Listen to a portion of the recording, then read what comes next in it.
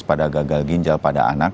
Masih ada Diki Budiman, epidemiolog dari Griffith University Australia yang saat ini bergabung bersama kami dari Bandung, Jawa Barat, Prof. Zulis Ikawati, pakar farmakologi dari UGM, Universitas Gadjah Mada, dan kami tambahkan satu lagi Charles Honolis, Wakil Ketua Komisi 9 DPR RI. Bung Charles, selamat pagi. Selamat pagi, Salam Mas sehat. Bayu. Ya. Pagi, Pak Diki, Prof. Zulis. Terima kasih bergabung di bagian kedua. Di bagian pertama kita sudah dapat gambaran lah sedikit dari Prof. Zulis bahwa ini kalau investigasinya mengerucut kepada obat-obatan ini ada bahan-bahannya, etilen glikol, dietilen glikol dan lain-lain. Nah ini harus ditelusuri pada saat produksinya. Kang Diki, saya ingin menggarisbawahi yang disampaikan Kang Diki. Ini tanggung jawab pemerintah sebetulnya adalah obat-obatan yang sudah dibeli, beredar di tengah masyarakat dan bisa dibeli masyarakat, ini tanggung jawab pemerintah, Bung Charles. Dan kita kecolongan di sini. Anda melihat hal yang sama berkaitan dengan peristiwa ini dan mengancam anak-anak kita, Bung Charles? Ya, jadi yang pertama tentunya saya rasa kita sepakat bahwa kita harus bisa melindungi dan menyelamatkan nyawa manusia ya, khususnya anak-anak kita. Ya. Ya, saya atau kami di Komisi 9 DPR tentunya mendukung langkah yang diambil pemerintah untuk menghentikan secara sementara penggunaan obat-obatan jenis tertentu khususnya sirup ya. Dan kemarin sudah dikeluarkan daftar dan sepengetahuan saya nanti dari Kementerian Kesehatan juga akan mengeluarkan jenis obat yang sementara waktu dilarang penggunaannya sampai nanti bisa dibuktikan bahwa obat-obatan tersebut tidak berbahaya atau tidak mengandung senyawa berbahaya. Jadi ya kami tentunya berharap kejadian serupa tidak terulang kembali, yang menjadi pelajaran bagi kita semua, dan pengawasan oleh pemerintah khususnya dalam hal ini Badan POM bisa dilakukan dengan lebih baik lagi di masa yang akan datang.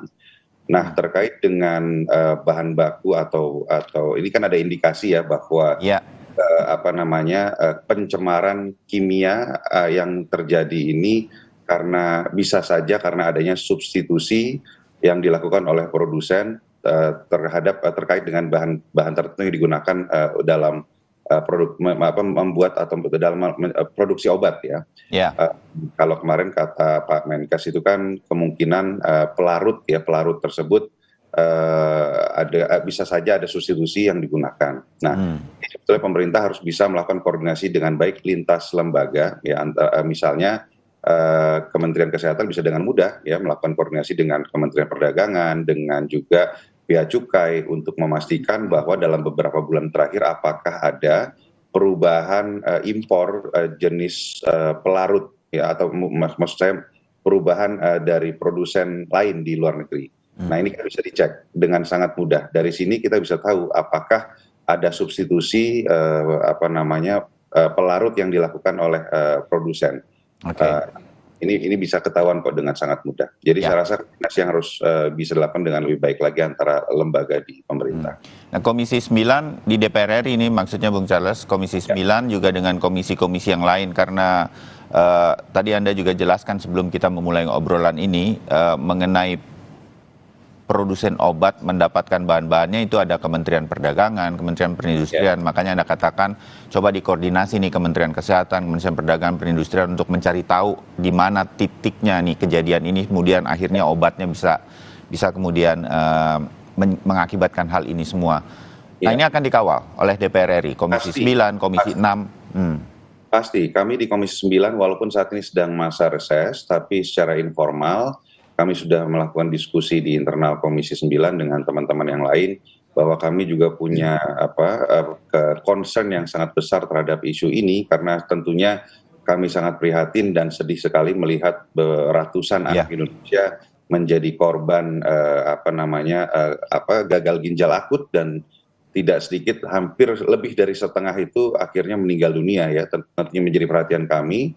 Dan saya rasa bukan saja di Komisi 9, komisi-komisi lain ya yang memang memiliki kewenangan juga untuk bisa menangani hal ini, termasuk teman-teman di Komisi 3 juga tetap berkomunikasi dengan pihak kepolisian, teman di Komisi 11 juga komunikasi dengan Bea Cukai ya untuk bisa mengetahui dengan pasti apa sih penyebab dari gagal ginjal akut yang dialami oleh ratusan anak Indonesia, dan bagaimana ke depan kita harus menanggulanginya kembali, dan yang tidak kalah penting, siapa yang harus bertanggung jawab atas kejadian ini.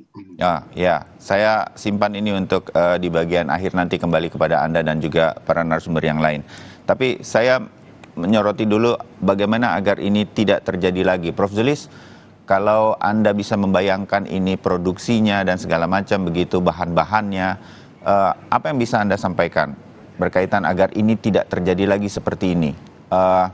Di titik-titik mana kemudian harus ada pengawasan yang lebih, sehingga kemudian kita makin yakin bahwa obat kalau sudah beredar, udah aman dong harusnya. Prof. Zulis. Iya, terima kasih. Saya menyambut baik tadi Pak Charles bahwa akan ada secara terintegrasi ya dengan berbagai pihak. Tapi jangan dilupakan juga tentang Badan POM ya, karena Badan POM memang merupakan satu badan regulator yang mengawasi dari pre-market sampai post-market. Jadi sebetulnya semua obat yang beredar di Indonesia itu kan pasti sudah didaftarkan di Badan POM, dan mereka juga harus mensubmitkan berbagai dokumen yang lengkap, termasuk dari mana dia mendapatkan source-nya dan sebagainya. Bahkan kalau ada perubahan resources atau ada substitusi, itu juga harus dilaporkan. Jadi itu bisa dikejar lewat Badan POM itu, karena mereka pasti akan mensubmitkan semua dokumen ke Badan POM terkait apa saja yang diisikan di dalam formulanya begitu. Jadi kita bisa juga menggali dari informasi di Badan POM tersebut. Nah, memang kemudian kalau dikatakan kecolongan juga sebenarnya tidak selalu tepat sekali ya, karena begini. Memang di dalam pada saat pendaftaran obat itu kan semuanya sudah ada aturannya ya, termasuk stabilitas dan sebagainya. Itu sudah uji stabilitasnya sudah harus disampaikan juga. Nah, tetapi memang Badan POM itu mensyaratkan pada bahan bakunya. Bahan bakunya harus bebas cemaran. Sementara memang syarat ini tidak diberlakukan pada produk akhir. Ya, produk akhir atau sirupnya itu memang tidak disyaratkan, karena kalau bahan bakunya sudah bebas cemaran itu kita asumsikan bahwa mungkin sampai akhir bisa tetap bebas begitu, artinya masih di bawah ambang batas yang membahayakan. Terbayang, ya. Ya, kecuali kalau memang ada tadi yang saya bilang mungkin ada masalah dalam penyimpanan, ada peruraian, itu kan faktor lain ya. Tetapi itu berarti sebetulnya memang tidak ada aturan bahwa disyaratkan ada uji cemaran di bagian akhir di produknya. Itu mungkin yang menjadi tambahan barangkali nanti di Badan POM ini perlu diperketat lagi, barangkali not only bahan bakunya saja, tetapi produk akhir yang mungkin diduga ada hal-hal yang berbahaya bisa dilakukan pengawasan lebih ketat. Itu kalau secara lebih simpelnya atau lebih sempitnya ya, tetapi saya juga berharap supaya terlokalisir begitu. Jangan kita menepuk lalat satu tapi kena semua badan, karena itu nanti akan merugikan juga bagi kita semuanya begitu ya.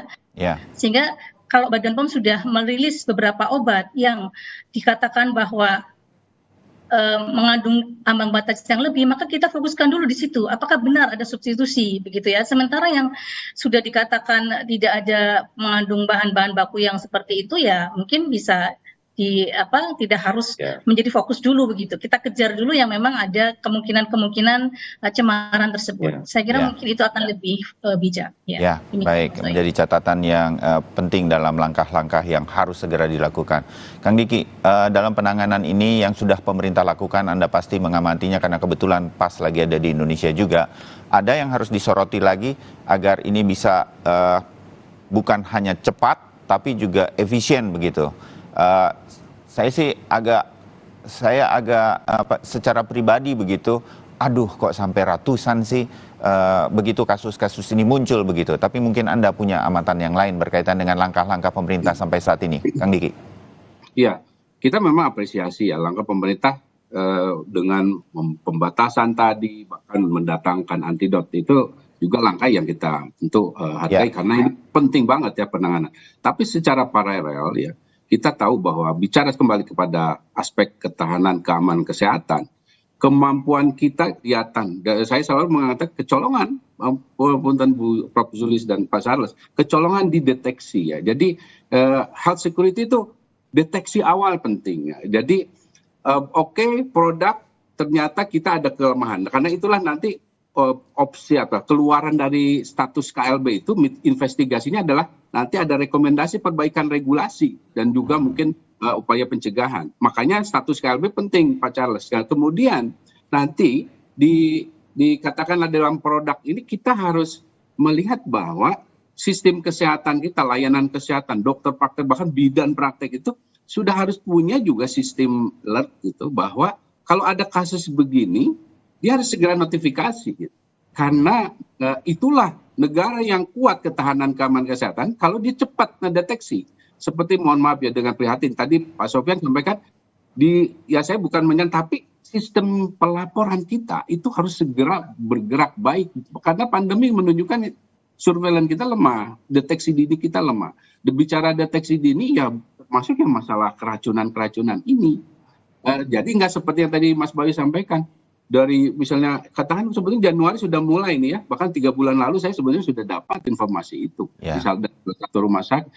Tapi kalau nggak aware, nggak kuat, ya, sistemnya tuh tidak bisa mendeteksi cepat. Ini yang akhirnya terjadi. Makanya tidak heran kasus seperti ini memang 85% terjadi di negara berkembang, ya, karena memang ya itu kelemahan. Nah, itu yang harus diperbaiki. Dan selain itu juga ya. Sebagai bukti tanggung jawab konstitusional, secara paralel ini harus dicegah di awalnya. Yang tadi saya sampaikan, jangan sampai kita selesaikan di sini atau yang memang mau nggak mau paralel semuanya supaya kasus ini tidak terjadi di masyarakat dengan penguatan tadi sistem laporan dan juga deteksi. Ini momentum untuk memperbaiki semua yang kemudian kita pikir, ternyata kita masih kurang kuat di titik ini, kurang kuat di titik ini, kurang kuat di depan, di tengah, di mana, semua perbaiki semua. Terakhir sedikit, saya terbatas waktu, mohon maaf Bung Charles, tetapi kita masih menunggu siapa investigasi ini, siapa yang kemudian bertanggung jawab. Ini ditunggu oleh para korban. Sehingga kemudian nanti kita bisa memperbaiki semuanya. Bukan mencari betul-betul siapa yang salah dan bagaimana, tetapi ini pasti ada sesuatu yang harus kita perbaiki. Tapi bagi para korban, apakah Komisi 9 juga nanti akan memperhatikan mereka tidak tahu apa-apa, mereka tidak salah, mereka mengikuti petunjuk dari semua petugas kesehatan yang ada di daerah mereka, tapi ini sesuatu yang kemudian harusnya bisa tidak terjadi. Apakah korban ini akan mendapatkan keadilan untuk itu, Bung Charles? Yang pertama tentunya ini minggu depan kita sudah masuk ke masuk masa sidang dan ini kami akan segera memanggil Kementerian Kesehatan dan Badan POM untuk bisa mendengarkan langsung penjelasan dari mereka dan cari solusi terhadap masalah ini. Yang kedua tentunya kami juga akan mendesak pemerintah untuk segera mencari tahu siapa yang bertanggung jawab atas kejadian seperti ini. Apabila ada indikasi kecurangan atau kelalaian atau kesengajaan melakukan substitusi tanpa melakukan pelaporan, maka siapa yang melakukan itu dan harus dicari tahu dan harus ada yang bertanggung jawab. Intinya Undang-Undang Dasar mengamanatkan negara harus bisa memberikan perlindungan kepada warga negaranya. Dan kami di DPR RI akan menjalankan tugas konstitusional kita untuk bersama-sama memastikan bahwa masyarakat dan rakyat Indonesia bisa mendapatkan perlindungan dari negara, khususnya anak-anak Indonesia. Baik, ya. Jangan lupa para korban kami titipkan juga, Bung Charles, untuk kemudian mendapatkan perhatian. Terima kasih Bung Charles Honoris, terima kasih Kang Diki Budiman, terima kasih Prof. Zulis Ikawati untuk diskusi pada hari ini. Kita pantau bersama kasus ini. Selamat pagi, salam sehat. Selamat pagi. Selamat pagi. Dan saudara, setelah dialog barusan kami masih akan memiliki satu dialog lagi bahwa besok hari Selasa terdakwa Barada Eliezer akan menjalani sidang pemeriksaan 12 saksi. Eliezer menyatakan siap dikonfrontasi dengan para saksi lain untuk mengusut kematian Brigadir Joshua. Selengkapnya kami bahas dalam dialog bersama Irianda Mardanus usai jeda.